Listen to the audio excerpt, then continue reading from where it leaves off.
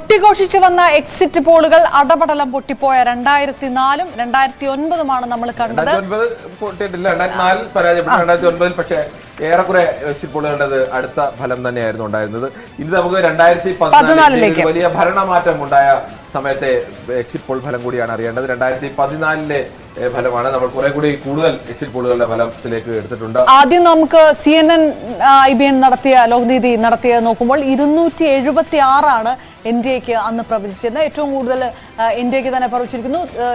UPAക്ക് 97 മാത്രമേ കിട്ടുകയുള്ളൂ, മറ്റുള്ളവർ 148 കിട്ടും എന്നും പറയുകയുണ്ടായി.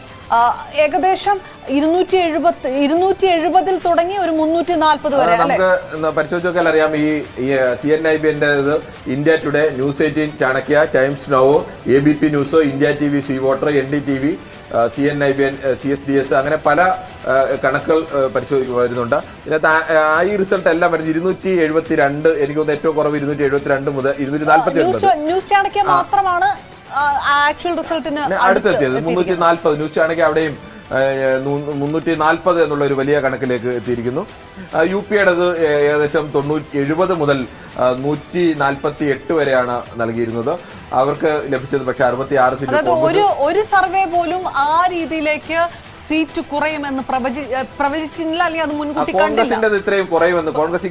കോൺഗ്രസിനെ പോലൊരു പാർട്ടിക്ക് അന്ന് 44 സീറ്റിലേക്കൊക്കെ ഈ ആന മെലിഞ്ഞാൽ തൊഴുത്തിൽ കെട്ടാൻ കഴിയുമോ എന്നൊക്കെ ചോദിച്ചാൽ തൊഴുത്തിലല്ല, പുറത്ത് കുറ്റിയിൽ പോലും കെട്ടാൻ കഴിയുന്ന അവസ്ഥയിലേക്ക് 44 സീറ്റിലേക്ക് കോൺഗ്രസിനെ പോലൊരു പാർട്ടി തകർന്നു വീഴുമോ എന്ന് ആരും പ്രതീക്ഷിച്ചിരുന്നില്ല. UPയിലൊക്കെ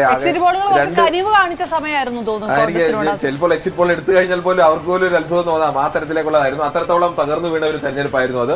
എക്സിറ്റ് പോൾ പോലുള്ള ഫലങ്ങളെല്ലാം ഏറെക്കുറെ ഭൂരിപക്ഷം നേടും എന്ന് പറഞ്ഞ് NDAയുടെ ഭൂരിപക്ഷം 335 എത്തിക്കാൻ കഴിഞ്ഞു. എക്സിറ്റ് പോളുകളെ ഭൂരിപക്ഷം എക്സിറ്റ് പോളുകളും പ്രവചിച്ചതിനേക്കാൾ മേലെ ഭൂരിപക്ഷം നേടിക്കൊണ്ടാണ് അന്ന് NDA അധികാരത്തിൽ 2014 മോദി രാജ്യത്താകെ വീശിയടിച്ച UPA വിരുദ്ധ തരംഗത്തിൽ, അല്ലെങ്കിൽ അഴിമതി വിരുദ്ധ സമരത്തിന്റെ ഒരു തരംഗത്തിൽ, അല്ലെങ്കിൽ UPA സർക്കാരുകൾക്കെതിരെ ഉയർന്നു വന്ന പല തരത്തിലുള്ള സമരങ്ങൾ മോദി എന്ന് പറയുന്ന ഒരു നേതാവിനെ ഉയർത്തിക്കാട്ടിക്കൊണ്ട് അതുവരെയുള്ള BJPയുടെ ലാൽകൃഷ്ണ അദ്വാനി അടക്കമുള്ള, വാജ്പേയി അടക്കമുള്ള നേതാക്കളെ മാറ്റി നിർത്തിക്കൊണ്ട് പുതിയൊരു തരംഗത്തിലേക്കും പുതിയൊരു പരീക്ഷണത്തിലേക്കും NDA വന്നു കഴിഞ്ഞപ്പോൾ BJPയുടെ നേതൃത്വത്തിൽ, നരേന്ദ്രമോദിയുടെ നേതൃത്വത്തിൽ വലിയൊരു മുന്നേറ്റവും വലിയ വിജയമൊക്കെ ഉണ്ടാക്കിയ തെരഞ്ഞെടുപ്പാണ്. അന്ന് എക്സിറ്റ് പോൾ ഫലങ്ങളെ കവച്ചു വെച്ചുകൊണ്ടുള്ള ഒരു വിജയമാണ് 2014 മോദിയുടെ നേതൃത്വത്തിൽ BJPയും NDAയും നേടിയത്. അത് എക്സിറ്റ് പോളുകൾ പരിപൂർണമായിട്ട് പരാജയപ്പെടും എന്ന് കരുതി പുച്ഛിച്ച് തള്ളുകയും ചെയ്തതാണ് UPA കോൺഗ്രസ് നേതാക്കളൊക്കെ. ആ തരത്തിൽ വലിയൊരു തിരിച്ചടി യഥാർത്ഥ ഫലം വന്നപ്പോൾ ഉണ്ടാവുകയും ചെയ്തിരിക്കുന്നു. 2014 മുതൽ